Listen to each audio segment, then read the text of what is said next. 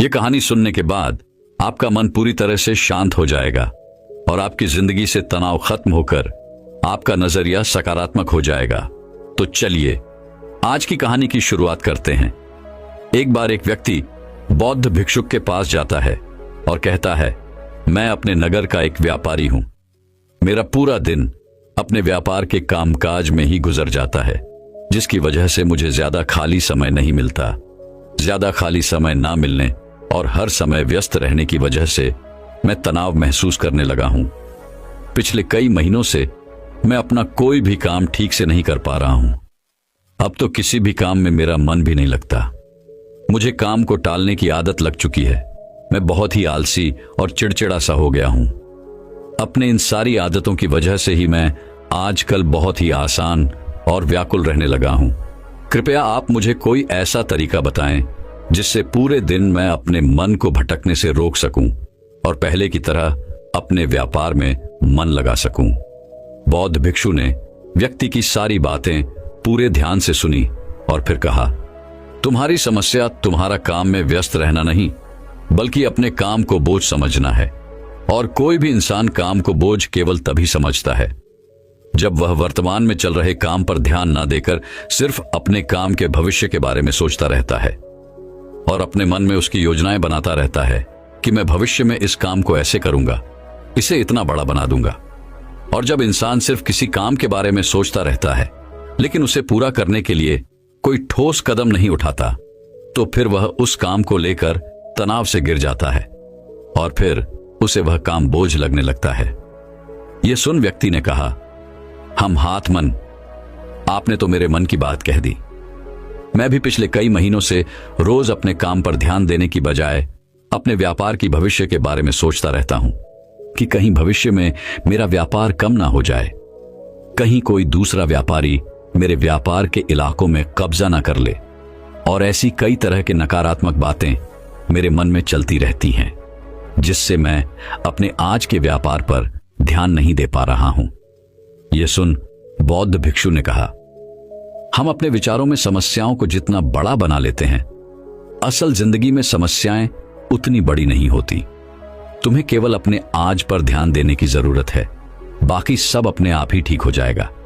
व्यक्ति ने कहा, महात्मा, मैं यही तो नहीं कर पा रहा। मैं अपने आज के कामों पर ही तो ध्यान नहीं दे पा रहा। मैंने बहुत कोशिश की, लेकिन मैं हर बार भटक जाता हूं। मैं अतीत में की हुई गलतियों पर पश्चाताप करने लगता हूं, भविष्य की योजनाएं बनाने लगता हूं और फिर मेरा मन अशांत हो जाता है। आप मुझे कोई ऐसे तरीके बताएं जिससे मैं आज पर ध्यान केंद्रित कर सकूं, लेकिन मैं लंबे समय तक ध्यान योग इत्यादि नहीं कर सकता और ना ही कोई बड़ी साधना कर सकता। इसीलिए आप मुझे कोई आसान तरीका ही बताएं। बौद्ध भिक्षु ने कहा, ठीक है, आज मैं तुम्हें 10 ऐसे छोटे छोटे तरीके बताने जा रहा हूं जिन्हें तुम अपने रोज के कामों के साथ भी कर सकते हो। ये तरीके सुनने में तो बहुत छोटे लगते हैं, लेकिन अगर तुमने पूरी दृढ़ता के साथ इनका पालन किया तो सिर्फ कुछ दिनों में ही तुम्हें इनके सकारात्मक परिणाम दिखने शुरू हो जाएंगे और तुम अपने वर्तमान के कामों को ज्यादा ध्यानपूर्वक कर पाओगे। व्यक्ति ने कहा, जी महात्मा, आप मुझे वह 10 तरीके बताए, मैं जरूर उनका पालन करूंगा। बौद्ध भिक्षु ने कहना शुरू किया, पहला तरीका है ध्यानपूर्वक भोजन करो। ज्यादातर लोग भोजन करते समय भोजन करने पर ध्यान नहीं देते, बल्कि उनका ध्यान तो किसी से बातें करने, किसी पुराने विचार में खोए रहने या फिर कुछ देखने में होता है, जिससे उनका मन भोजन करने के दौरान भी आसान रहता है। जबकि हमें भोजन की थाली आने के साथ ही उसकी सुगंध, थाली में कौन सा भोजन परोसा गया है, भोजन देखने में कैसा है, इन सब का पूरे ध्यानपूर्वक निरीक्षण करना चाहिए और मन ही मन भोजन बनाने वाला और उस भोजन को उगाने वाले का धन्यवाद करना चाहिए। हर एक निवाले के साथ भोजन के स्वाद का आनंद रहना चाहिए, ना कि सिर्फ पहले निवाले का। अगर तुम पूरे प्रेम के साथ ध्यानपूर्वक भोजन को ग्रहण करते हो तो भोजन के खत्म होने तक तुम्हारा मन एकदम शांत हो जाएगा और तुम अंदर से आनंद महसूस करोगे।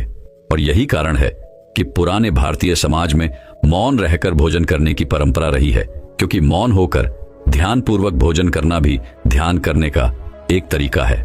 और न केवल भोजन करते समय, बल्कि अगर तुम रोजमर्रा के अन्य कामों को भी, जैसे कि चलना, नहाना, सफाई करना इत्यादि को भी ध्यानपूर्वक करते हो तो तुम पूरे दिन खुशी और आनंद से भरे रहोगे।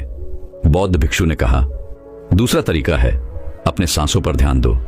सांस प्राकृतिक रूप से चलने वाली एक स्वाभाविक और लयबद्ध प्रक्रिया है।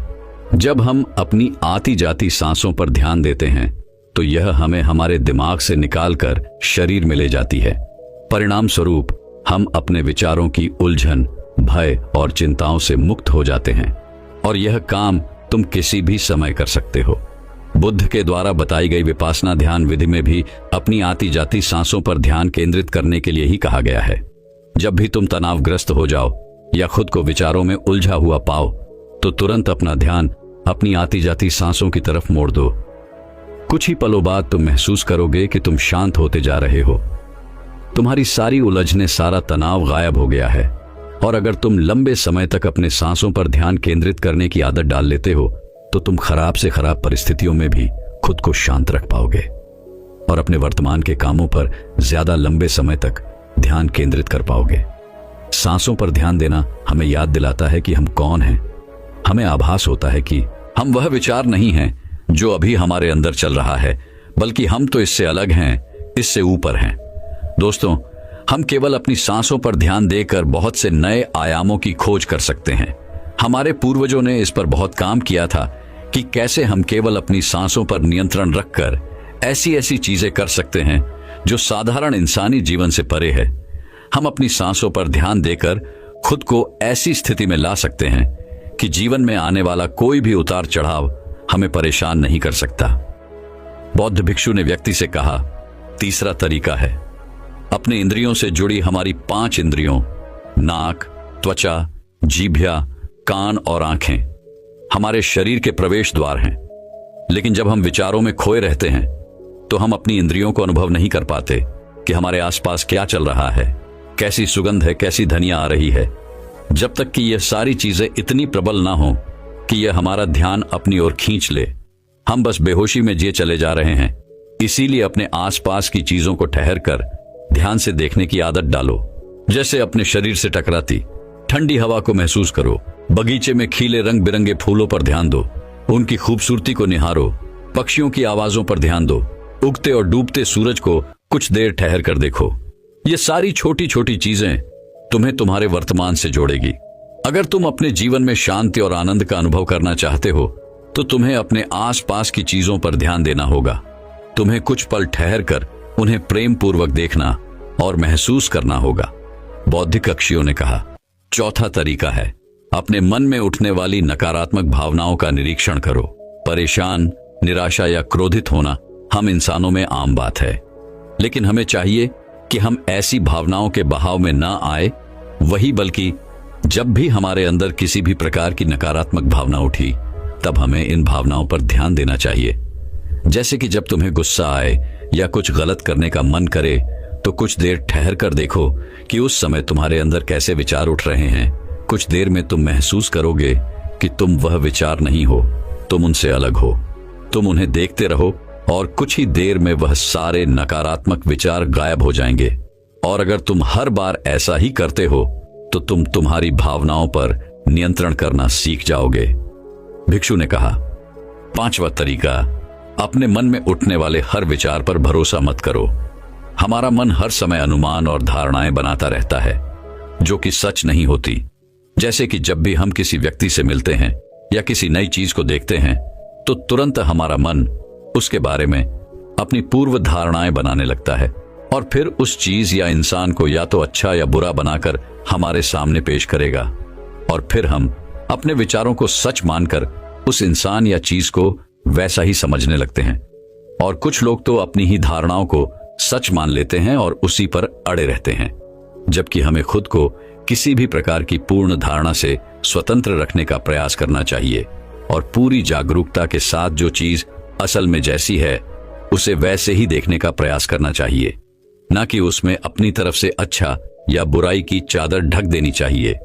अगर तुम वर्तमान में रहते हुए पूरे साक्षी भाव के साथ बिना किसी पूर्व धारणा के किसी भी चीज को देखते या सुनते हो तो यह तुम्हें शांत और तनाव मुक्त रखेगा। भिक्षु ने कहा, छठा तरीका, रोज कुछ देर तक ध्यान का अभ्यास करो। ध्यान करने के लिए घंटों बैठने की जरूरत नहीं है। दिन में 10 मिनट का ध्यान भी जीवन पर सकारात्मक प्रभाव डाल सकता है।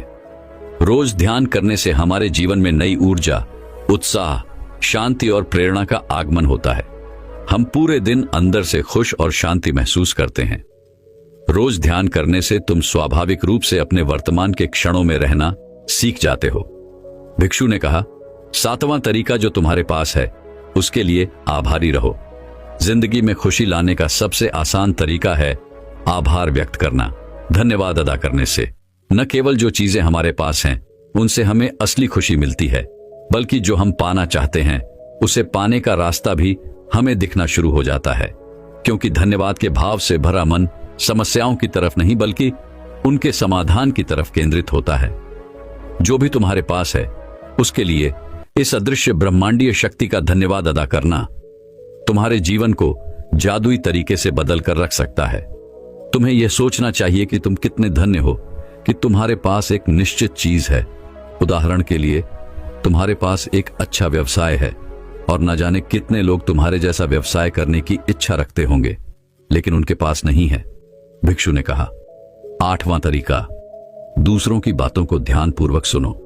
किसी दूसरे व्यक्ति से बात करते समय यह सोचे बिना कि उसे क्या कहना है या उसकी बात का कैसे जवाब देना है, तुम्हें पूरे ध्यानपूर्वक सामने वाले की बातों को सुनना चाहिए।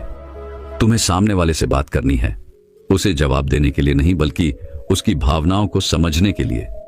जब तुम किसी से बात करो तो अपने कान, दिल और अंतर्मन से उसकी बातों को सुनो और समझो।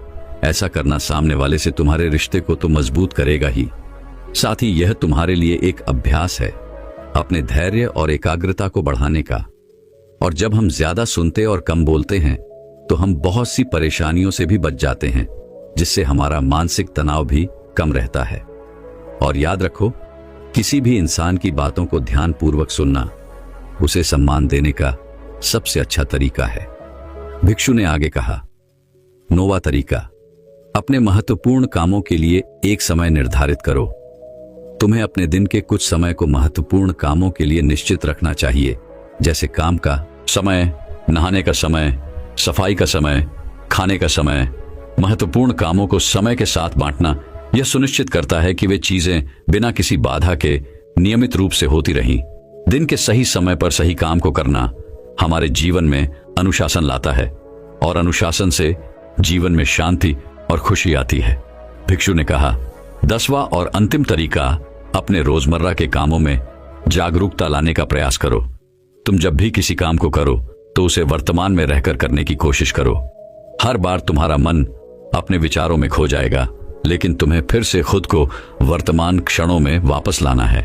और यह तुम्हें हर बार करना है जब तक कि यह तुम्हारी आदत ना बन जाए। और साथ ही तुम यह देखने का भी प्रयास करो कि उस काम को करते वक्त तुम्हारे अंदर किस तरह के विचार उठ रहे हैं। यह एक छोटा सा अभ्यास तुम्हें वर्तमान में जीने में तुम्हारी मदद करेगा। भिक्षु ने आगे कहा, शांति और आनंद कोई घटना नहीं है, बल्कि यह एक प्रक्रिया है जो हमारे जीवन के साथ साथ चलती है, अगर हम जागरूक रहकर जीना सीख जाते हैं। इतना कहकर बौद्ध भिक्षु मौन हो गए और वह व्यापारी उनका धन्यवाद करते हुए वहां से चला गया। तो दर्शकों, चलिए अब तनाव के ऊपर हमारे दूसरे कहानी की शुरुआत करते हैं। एक बार एक बड़े राज्य के राजा को एक सन्यासी से प्रेम हो गया। सन्यासी रहता था राज्य के पास वाले एक जंगल में। वह एक पेड़ के नीचे अपनी धुनी रमाए बैठा रहता, अपनी मस्ती में मस्ती, बिना किसी चिंता, बिना किसी तनाव की। उसकी शांति लोगों को अपनी तरफ आकर्षित करती। जो भी उसके पास बैठता उसका मन भी शांत हो जाता। उस सन्यासी की अद्भुत शांति लोगों से दुलार करती, उनको अपनी तरफ चुंबक की तरह आकर्षित करती। आसपास के गांव के लोग जब भी अपनी कोई समस्या लेकर उस सन्यासी के पास आते ही तो वह झट से उन्हें उनकी समस्या का समाधान सुझाव देता। उस सन्यासी की प्रसिद्धि दूर गांवों तक फैल चुकी थी।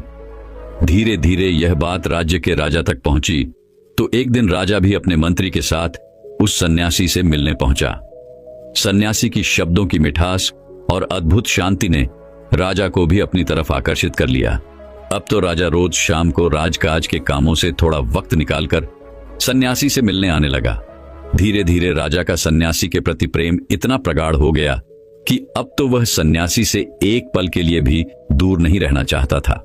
एक शाम वह जब अड़ गया कि आज तो आपको मेरे महल में चलना ही पड़ेगा। सन्यासी ने खूब मना किया, तरह तरह के कारण बताए, लेकिन राजा ने सन्यासी की एक न सुनी। अंततः सन्यासी को राजा के महल आना ही पड़ा। राजा महल में सन्यासी को अपनी ही तरह की सूक्ष्म गद्दी देता, उसे पूरा मान सम्मान देता। राज्यसभा में सन्यासी राजा से केवल एक सीढ़ी नीचे की कुर्सी पर ही बैठता। दोनों हमेशा साथ रहते। एक बार दोनों एक जंगल में शिकार के लिए गए और शिकार का पीछा करते करते रास्ता ही भटक गए। दोनों अकेले ही गए थे, उनके साथ कोई सैनिक इत्यादि नहीं था। सन्यासी, राजा और उनका घोड़ा, यह तीन ही थे। रास्ता खोजते खोजते सुबह से शाम हो गई, लेकिन उन्हें महल वापस लौटने का रास्ता नहीं मिला। दोनों बहुत थक चुके थे और उन्हें जोरों की भूख भी लगी थी, लेकिन कुछ खाने को नहीं मिल रहा था। तभी राजा की नजर वृक्ष पर लगे एक फल पर पड़ी। उस वृक्ष पर केवल एक ही फल लगा हुआ था। राजा ने तुरंत पेड़ पर चढ़कर उस एक फल को तोड़ दिया। राजा का मन तो कर रहा था कि वह उस पूरे ही फल को खा लिए, लेकिन वह उस सन्यासी से प्रेम ही इतना करता था कि वह उसे बिना खिलाए कुछ भी नहीं खाता था। राजा ने फल के 6 टुकड़े किए और उसमें से 3 टुकड़े सन्यासी को देने लगा। पहले तो सन्यासी ने फल लेने से मना किया, लेकिन फिर राजा के बार बार आग्रह करने पर उसने वह तीनों टुकड़े ले लिए और उन्हें खाने लगा। अपने हिस्से के फल खाने के बाद सन्यासी ने कहा, वाह, अद्भुत मजा आ गया। इतने स्वादिष्ट फल तो मैंने अपनी जिंदगी में आज से पहले कभी नहीं खाए। कृपया कर एक फल और दे दीजिए। वह राजा उस सन्यासी से बहुत प्रेम करता था, इसलिए उसने अपने हिस्से में से बल्कि एक भाग सन्यासी को और दे दी। वह सन्यासी उस फल को खाने के बाद कहता है, अद्भुत, अति स्वादिष्ट, कृपया कर एक फल और दे दे। उस सन्यासी की यह बात सुन राजा को थोड़ा बुरा लगता है, क्योंकि फल एक ही था और भूखे दोनों थे। लेकिन उस राजा का उस सन्यासी के प्रति प्रेम भी इतना था कि वह अपने हिस्से में से दूसरा भाग भी उस सन्यासी को दे देता है। वह सन्यासी झट से उस दूसरे भाग को भी खा लेता है और कहता है, वाह, बहुत खूब, आनंद आ गया। अगर एक फल और मिल जाए तो मजा ही आ जाए। कृपया कर एक फल और दे दीजिए। यह सुन राजा उस सन्यासी से कहता है, यह तो गलत है। भूखा तो मैं भी हूं, कम से कम एक तो खाने दो। तभी सन्यासी लपक कर राजा के हाथ से वह आखिरी फल भी छीन लेता है। राजा ने कहा, रुको, अब तो तुम सारी सीमाएं लांघ रहे हो। मैं तुमसे इतना प्रेम करता हूं, तुम मुझसे जरा भी प्रेम नहीं करते। क्या तुम्हें मेरी भूख नहीं दिख रही? मैं भी तो तुम्हारे साथ सुबह से भटक रहा हूं। इतना कहकर राजा ने वह आखिरी फल सन्यासी के हाथ से छीन लिया और अपने मुंह में रख लिया। जैसे ही राजा ने उस फल को अपने मुंह में रखा, तुरंत ही उसे थोप दिया, क्योंकि वह फल कड़वा जहर था। इतना कड़वा जिसकी कोई सीमा नहीं। राजा ने उस सन्यासी से कहा, तुम पागल हो, इतना कड़वा फल तुमने कैसे खा लिया? तुमने मुझसे शिकायत क्यों नहीं की? उस सन्यासी ने कहा, जिन हाथों से इतने मीठे फल खाने को मिले हैं, उनकी शिकायत, वह भी सिर्फ एक कड़वे फल के लिए उचित न थी। यह सुन राजा उस सन्यासी को अपने गले से लगा लेता है। दोस्तों, वह राजा हमारी जिंदगी है और वह सन्यासी हम खुद। हमारी जिंदगी ने हमें न जाने कितने सारे मीठे फल दिए हैं, लेकिन हम हमेशा उन थोड़े से कड़वे फलों के लिए शिकायत करते रहते हैं जो जिंदगी ने हमें दिए हैं। हमारी जिंदगी में हजारों अच्छी चीजें हैं, लेकिन हम कुछ थोड़ी सी खराब चीजों के लिए हमेशा रोते रहते हैं। जिंदगी को, किस्मत को, माँ बाप को, परिस्थितियों को दोष देते रहते हैं, जबकि जीवन की ज्यादातर परेशानियां हमने खुद ही पैदा की होती हैं। अपने समय को बर्बाद करके, लालच करके, झूठ बोलकर, मेहनत ना करके। लेकिन हम खुद के अंदर झांकने की बजाय दूसरों को दोष देते रहते हैं। हम जिंदगी की अच्छाइयों को देख ही नहीं पाते, बस इसी बात में उलझे रहते हैं कि जीवन में कौन कौन सी कमियां हैं। और यही सबसे बड़ी वजह है हमारी दुख की, चिंता की, परेशानी की, असफलता की। क्योंकि जो कुछ भी हमारे पास है, हम उसके लिए आभार से भरे हुए हैं। हमारे अंदर केवल शिकायतें हैं। इसलिए जो कुछ भी आपके पास है, उसके लिए सौभाग्य से भर जाओ, धन्यवाद अदा करो उस ब्रह्मांडी शक्ति का, आपको यह सब देने के लिए। हम जिस भी चीज के लिए आभार से भर जाते हैं, वह चीजें कई गुना होकर हमारे पास वापस आती हैं। इसलिए आपके जीवन में जो कुछ भी अच्छा हो रहा है और अगर आप चाहते हैं कि वो कई गुना होकर आपके पास वापस आए, तो अब हर उस चीज के प्रति अब वह भाग्य से भर जाओ। फिर चाहे वह धन हो, अच्छे रिश्ते हो, मान सम्मान या पद प्रतिष्ठा। अचानक से आप महसूस करेंगे कि जिन रिश्तों से आपको खुशी नहीं मिल रही थी, जो चीजें आपको खराब लगती थी, जिनके लिए आपके अंदर कोई सम्मान नहीं था, आप उनसे संतुष्ट नहीं थे, उन्हीं रिश्तों से आपको खुशी मिलने लगी है। आप ज्यादा संतुष्ट और खुश रहने रखेंगे। धन्यवाद का भाव यानी पावर ऑफ ग्रेटिट्यूड इंसानी जीवन के लिए किसी चमत्कार से कम नहीं है, क्योंकि यह हमारे विचारों को पॉजिटिविटी की ओर ले जाता है। दोस्तों, अगर हम एक कागज देकर उसमें एक तरफ ये लिखें कि हमारे पास क्या क्या है और दूसरी तरफ ये लिखें कि जीवन में कौन कौन सी कमियां हैं, तब हम जान पाएंगे कि जो अच्छी चीजें हमारे पास हैं उनकी लिस्ट तो खत्म ही नहीं हो रही, लेकिन कागज के दूसरी ओर कि जीवन में कौन कौन सी कमियां हैं, तो हम पाएंगे कि वहां केवल इतनी ही कमियां हैं जिन्हें हम अपनी उंगलियों में गिनकर ही खत्म कर सकते, जैसे कि धन की कमी, समय की कमी, रिश्तों में कड़वाहट इत्यादि। और जीवन की ज्यादातर समस्याएं हमारी खुद की बनाई हुई हैं। अगर हम चाहे तो थोड़ी सी ज्यादा मेहनत करके, अपने समय का सही उपयोग करके, अपने रिश्तों को थोड़ा सा ज्यादा समय और सम्मान देकर अपने जीवन की ज्यादातर समस्याओं को खत्म कर सकते हैं। लेकिन हमारा ध्यान समाधान की बजाय समस्या की तरफ ज्यादा होता है, और यही हमारे दुख और तनाव का एक बड़ा कारण है। अगर हम ध्यान से देखें तो हमारे आसपास ही ऐसी बहुत सी चीजें हैं जिनके लिए हम इस पल का धन्यवाद कर सकते हैं। स्वच्छ हवा पीने के लिए साफ पानी, स्वस्थ शरीर, हमारी आंखें, हमारे कान, हाथ पैर इत्यादि। अच्छी आंखों का होना कितना बड़ा सौभाग्य है, यह उस इंसान से पूछो जो अंधा है। अच्छे कानों की कीमत उससे पूछो जो बहरा है।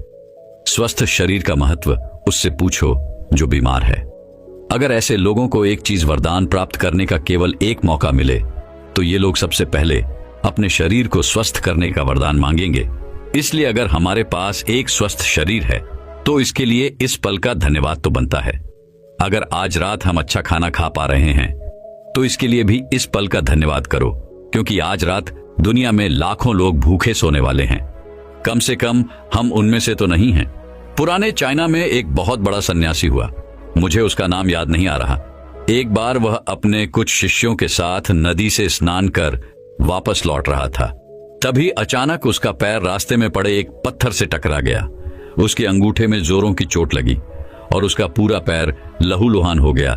लेकिन उस सन्यासी ने तुरंत ही उस पत्थर को उठाकर रास्ते से किनारे फेंका और हाथ जोड़कर परमात्मा का धन्यवाद करने लगा।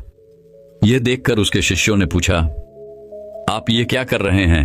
यह भी कोई धन्यवाद करने वाली बात है? सन्यासी ने कहा, धन्यवाद कर रहा हूं कि अंगूठे के चोट से ही काम हो गया, वरना सर के बल भी गिर सकता था, सर भी फूट सकता था, जान भी जा सकती थी। इसीलिए धन्यवाद कर रहा हूं कि सिर्फ इतना सा दर्द देकर ही मुझे बड़े दर्द को सहने से ही बचा लिया। अगर ऐसे इंसान को कोई कष्ट भी होता है तभी वह आभार प्रकट करता है कि चलो इतने कष्ट से ही काम चल गया, वरना ज्यादा भी सहना पड़ सकता था। अब ऐसी सोच रखने वाले इंसान को कौन सी परेशानी दुख दे सकती है? इसलिए कहा जाता है कि धन्यवाद बड़े से बड़े दुख को सहने की क्षमता देता है। इसलिए सौभाग्य से भरो उन सारी सकारात्मक चीजों के लिए जो आपके पास है। यही तनाव और चिंता से मुक्ति का सूत्र है। तो दर्शकों, चलिए अब तनाव के ऊपर हमारे तीसरे कहानी की शुरुआत करते हैं। एक राज्य के राजा की यह आदत थी कि वह अक्सर भेष बदलकर अपने राज्य में घूमा करता था, ताकि वह अपने प्रजा की असली जरूरतों के बारे में जान सके और राज्य में चल रहे गलत कामों, वह सुरक्षा की स्थिति की जानकारी हासिल कर सके। ऐसे ही एक दिन अपने मंत्री के साथ भेष बदलकर घूमते हुए राजा अपने राज्य की अंतिम छोर तक पहुंच जाता है। वहां पहुंचकर राजा एक बहुत ही चौंका देने वाली घटना देखता है। वह देखता है कि एक इंसान सड़क के बीचों बीच लेटा हुआ है, लेकिन कोई भी उसकी मदद नहीं कर रहा। लोग उसके आसपास से निकल तो रहे हैं, लेकिन कोई भी उस पर ध्यान नहीं दे रहा है। यह देखकर राजा खुद ही उस पड़े हुए व्यक्ति की मदद करने जाता है। राजा जैसे ही उस व्यक्ति के पास पहुंचकर उसको उठाने की कोशिश करता है, उसे पता चलता है कि व्यक्ति तो पहले से ही मरा हुआ है। यह देखकर राजा मदद के लिए लोगों को आवाज लगाता है, लेकिन जो भी वहां से गुजरता उस मरे हुए व्यक्ति को देखकर अपना मुंह बनाता और वहां से चला जाता। इस तरह से कोई भी राजा की मदद करने के लिए नहीं रुका। अंत में राजा ने ही वहां से गुजरने वाले एक व्यक्ति का हाथ पकड़कर उसे रोकते हुए पूछा। मैंने लोगों को इसकी मदद के लिए आवाज लगाई, लेकिन कोई भी इसके पास तक नहीं आया। आखिर ऐसी क्या बात है कि लोग इस व्यक्ति को छूना तक नहीं चाहते? यह सुनते ही उस व्यक्ति ने मुंह बनाते हुए जवाब दिया, सब इसके कर्मों का फल है। यह हमारे नगर का सबसे बड़ा पापी है। इसने अपने पूरे जीवन काल में सिर्फ बुरे कर्म किए हैं। यह कहता हुआ वह व्यक्ति भी वहां से चला गया। उस राहगीर के मुंह से ऐसी बातें सुनकर राजा अपने मंत्री की मदद से उस मृत व्यक्ति को उठाता है और लोगों से पता पूछकर उसे उसके घर तक ले जाता है। अपनी मृत पति को देखकर उसकी पत्नी जोर जोर से रोने लगती है। तभी थोड़ी देर बाद राजा उसकी पत्नी से लोगों का उसके पति के प्रति जो व्यवहार था उसके बारे में बताता है, जो उसने सड़क पर देखा था। राजा की बातें सुनकर उसकी पत्नी ने अपने पति की तरफ सम्मान भरी दृष्टि से देखते हुए पूरे आत्मविश्वास के साथ कहा, मैं इस बात को अभी सिद्ध कर सकती हूं कि मेरे पति एक बहुत ही अच्छे इंसान थे। यह सुनकर राजा चौंक जाता है और कहता है, लेकिन लोग तो कह रहे थे कि यह एक पापी व्यक्ति है। यहां तक कि लोग इससे इतनी नफरत करते थे कि वो इसके मृत शरीर को छूने तक को भी तैयार नहीं है।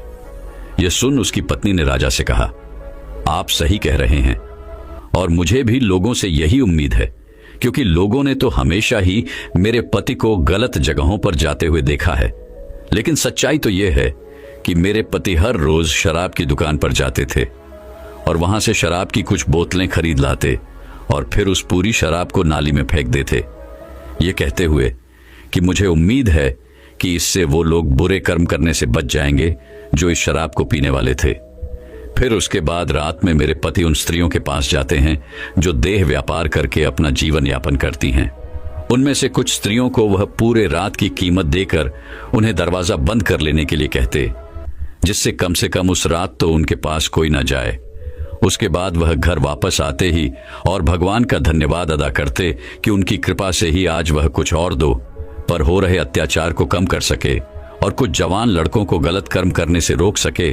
तो लोग अक्सर मेरे पति को ऐसी जगहों पर जाते हुए देखते थे और समझते थे कि मेरे पति शराबी और खराब नियत के हैं। मैं अक्सर अपने पति से कहती थी कि याद रखना, जब तुम मरोगे तो कोई तुम्हें छुएगा भी नहीं और तुम्हारी अर्थी को भी कोई कंधा देने वाला नहीं होगा। मेरी इस बात पर अक्सर मेरे पति हंस देते और कहते, तुम देखना, मेरी अंतिम यात्रा पर स्वयं राजा और इस शहर की सबसे बड़े और सम्मानित लोग मेरी अर्थी को कंधा देंगे और मेरी अंतिम क्रियाकर्म को पूरा करेंगे। उसकी पत्नी के मुंह से ऐसी बातें सुनकर राजा के आंखों में आंसू आ गए और उसने कहा, मैं ही इस राज्य का राजा हूं और कल सुबह मैं और मेरे मंत्री इसकी आखिरी यात्रा पर इसकी अर्थी को कंधा देंगे और इसका अंतिम संस्कार करेंगे। हम भी अक्सर यही सोचते हैं कि लोग क्या कहेंगे और अपनी इस सोच की वजह से हम कभी भी वह नहीं कर पाते जो हम करना चाहते हैं, जिसे करने से सच में हमें खुशी मिलती है। तो इस कहानी से हमें यही सीख मिलती है कि लोग क्या कहेंगे, इस बात की परवाह किए बिना हमें वह करना चाहिए जो करना सही है, जिसे करने से हम सच में खुश रह सकते हैं। क्योंकि जब हमारे अच्छे कर्मों को कोई नहीं देख रहा होता है तो सिर्फ भगवान देख रहा होता है। दोस्तों, मैं उम्मीद करता हूं कि यह कहानी सुनने से आपके जीवन में अच्छे बदलाव आए होंगे। आपको इस वीडियो से क्या सीखने मिला, ये कमेंट करके जरूर बताइए और अपने परिवार, दोस्तों या आपके करीबी इंसान के साथ ये कहानी शेयर करके उन्हें भी इस ज्ञान से परिचित करवाए। बाकी अगर आपको ये वीडियो दिल से अच्छी लगी हो तभी इस वीडियो को लाइक कर देना और आपने अब तक इस चैनल को सब्सक्राइब न किया हो तो चैनल को सब्सक्राइब भी जरूर कर देना। आपका हर दिन शुभ हो और खुशियों से आपका जीवन भरा रहे।